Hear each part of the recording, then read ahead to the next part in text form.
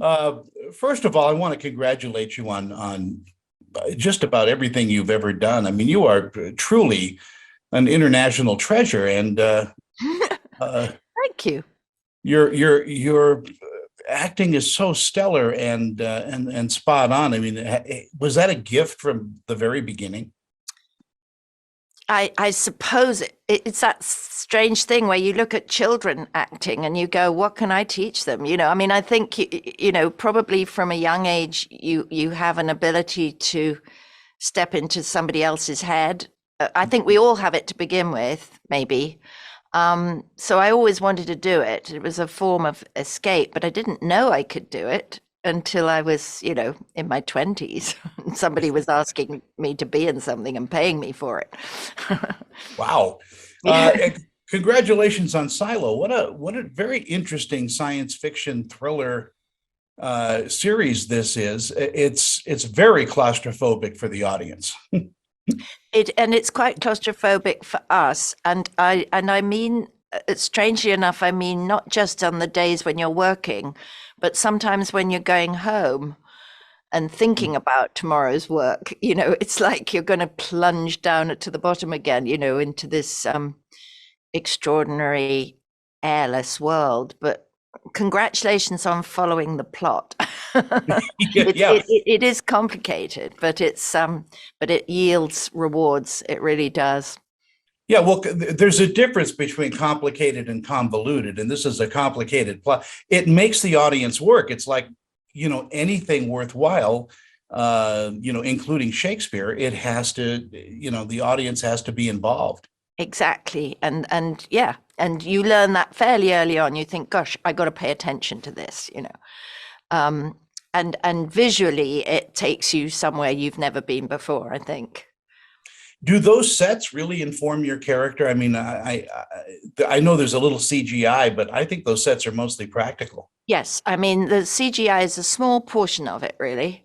And that distinguished it from the only other sci-fi thing I did was, a couple of days on Star Wars, and I was kind of surprised to see how things were, how much of what did was going to be actually manufactured somewhere else. In this, there are a lot of crowd scenes, so there has to be the dimensions for everybody to move around and up and down the stairs, um, and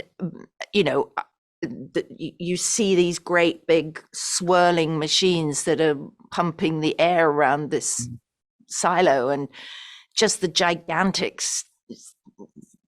stage, this huge stage that you then think, well, this is big, but I've got to multiply this by 150 or whatever it is and lay them up on top of my head. It gets to you. You don't, because it's so impactful. It's very helpful. What do you think audiences are going to take away from watching Silo?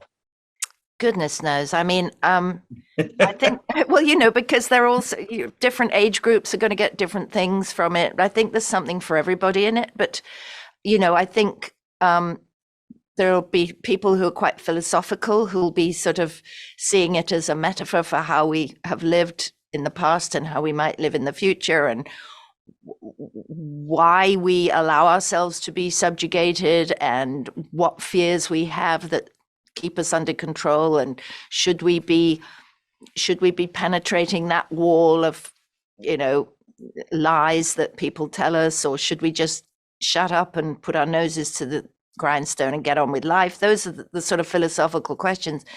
And then there's this pretty action-packed kind of switchbacks of power and conflict, and who's doing what to who, and then this big burning question of what's out there.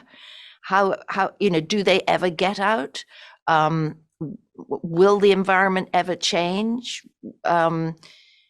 Because I think anyone watching is going to go, God, I couldn't stand to live without. And then they'll go out into their garden or their park or their street and be so grateful for what they've still got. I hope it'll make us look after the planet better. I hope so too. Harriet, thank you so much for your time this morning. Thank you.